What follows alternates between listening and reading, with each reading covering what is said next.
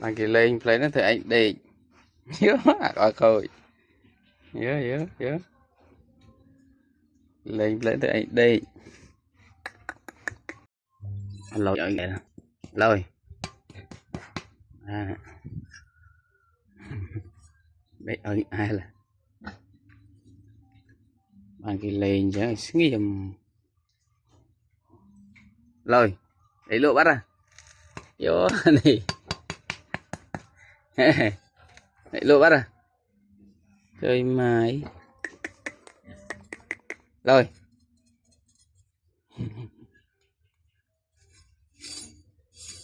mà này lôi đăng ký lên play nó thì anh đi nhớ coi coi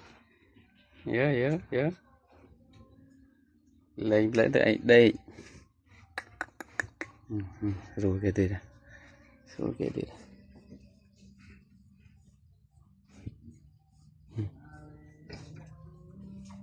à chụp lên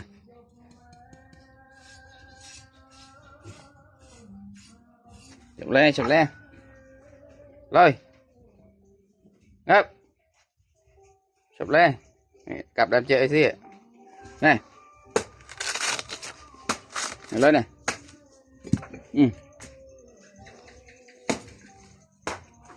cái xị đây chứ này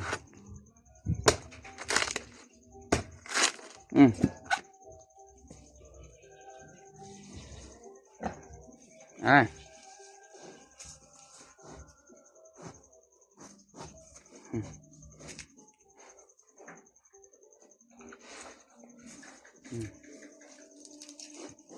nghe bác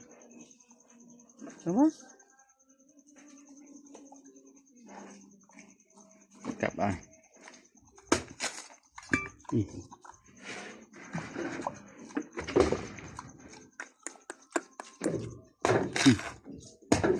chị đi thôi bạn đấy này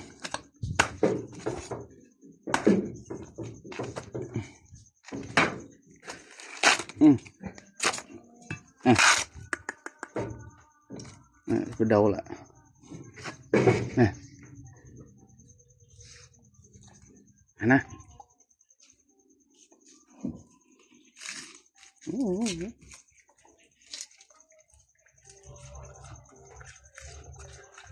rau